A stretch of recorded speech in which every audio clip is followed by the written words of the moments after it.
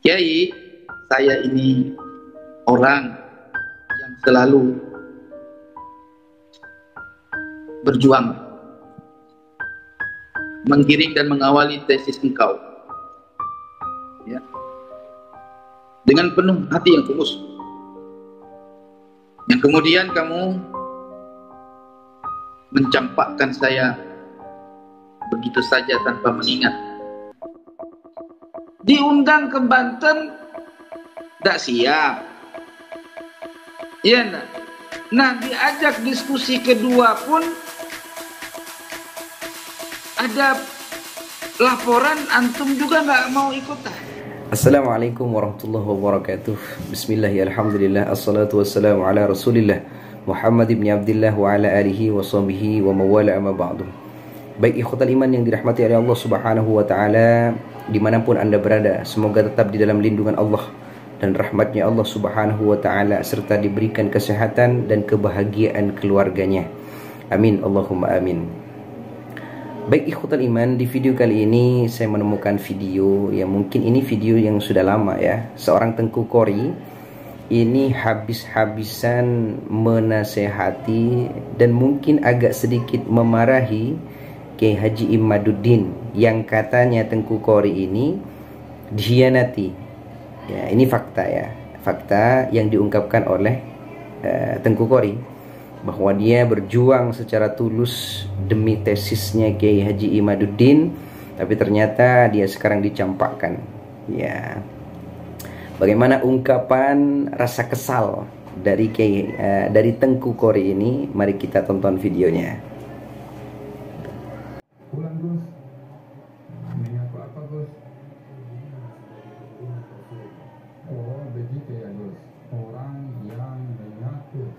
Saudaraku sekalian, dimanapun antum berada, perlu diketahui dan bisa juga disampaikan kepada Kiai Imaduddin Uthman Al-Bantani. Kiai, saya ini orang yang selalu berjuang menggiring dan mengawali tesis engkau dengan penuh hati yang tulus, yang kemudian kamu mencampakkan saya begitu saja tanpa mengingat kebaikan saya. Tapi tak apa, karena saya anggap itulah manusia. Saya tetap berjalan di atas garis demi mengungkapkan suatu kebenaran yang ada. Tapi perlu ya Imad ketahui, sehebat apapun tesis Kiai Imad, jangan lupa wahai Kiai, jangan sampai kita merendahkan ulama-ulama, wabil khusus ulama ahli sunnah wal jamaah yang berada di dalam Nahdlatul Ulama. Karena perlu Kiai Imad tahu, kalau tesis kita atau statement kita atau teori kita terhadap persoalan batalnya nasab Bani Ba'alawi, ya, yang mereka tidak setuju dengan tesisnya Kiai Imad atau tesis kita bersama, wajar Kiai Imad, wajar sangat. Jangan kita sampai merendahkan kemampuan ilmu mereka dengan mengatakan taklid buta dan sebagainya. Bagaimana orang itu bisa memahami tesis Anda? Wong Anda diajak diskusi aja nggak mau kok. Menjawab sesuatu dengan tulisan. Ini masalah Kiai Imad. Setiap acara yang antum jalani dalam apa namanya ya, dalam istilahnya, saya susah ngomong bahasa modern. Kita balik. Jadi teman-teman, dalam setiap seminar Kiai Imad itu tidak ada satupun yang saya lihat dihadiri ulama-ulama yang kontra. Jadi sehingga tidak ada muncul satu diskusi yang menentang. Lalu bagaimana suatu tesis ya atau satu teori dengan menyatakan bahwa nasab Bani Ba'alawi itu mardud karena tidak didapatkan catatan dari kitab sezaman, itu diakui kekuatannya tanpa melalui proses diskusi yang panjang. Diundang ke Banten, tidak siap. Iya enggak? Nah, diajak diskusi kedua pun ada laporan, antum juga nggak mau ikutan. Jadi saya bingung, wahai Kiai Iman.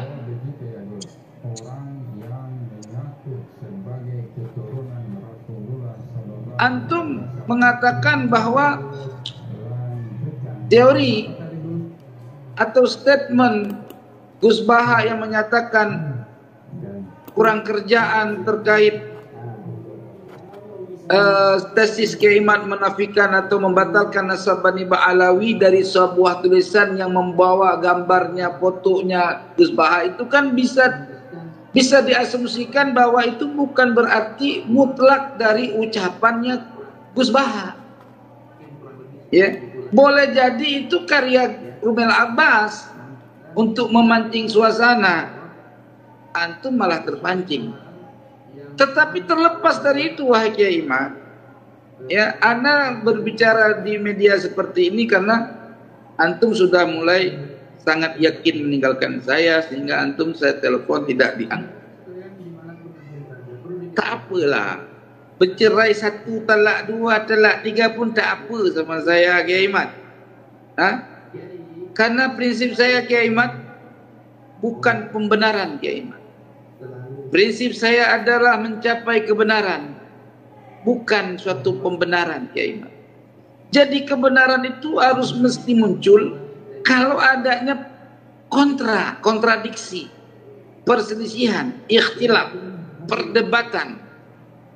Jadi kita tidak bisa menganggap diskusi kita kita tidak bisa menganggap tesis kita itu mantap dan kuat kalau belum melalui diskusi ilmiah yang antum sendiri ikut di dalamnya.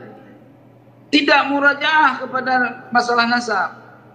Ya Iman, mereka juga sudah memahami. Bahkan mereka juga tahu bahwa nasab Bani Ba'alawi itu tidak terverifikasi secara urutan kitab-kitab primer. Mereka sudah tahu. Ya, mereka sudah tahu.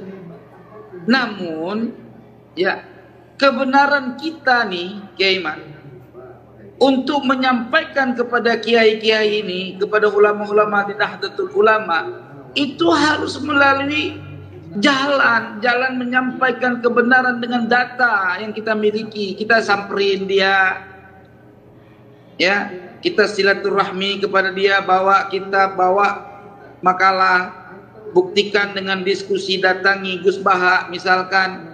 Ini enggak nunggu diundang. Jangan begitu, Kiai Iman. Kalaupun enggak siap seperti itu, Kiai Iman, adakan diskusi dong, gitu. Ajak orang-orang yang mempunyai rezeki yang bagus. Antum buka diskusi, ajak siapapun, misalkan ajak Gus Idrus Ramli, undang dia di satu tempat, gitu loh. Jangan kita menyangka teori kita ini atau tesis kita ini sudah mantap sangat. Satu lagi, satu catatan penting. Ya, bagi orang yang seperti kita, orang awam, ini akan menjadi bahan tawaan. Karena kenapa? Dia, Tengku Qori, sebagai pejuang yang mati-matian membela tesisnya Kiai Haji Imaduddin Utsman, sekarang terbalik, dia berjuang mati-matian mencaci dan memaki tuannya sendiri. Dan itu tidak penting buat kita. Yang penting buat kita adalah tetaplah damai Islamku, damai Indonesiaku. Semoga bermanfaat. Assalamualaikum warahmatullahi wabarakatuh.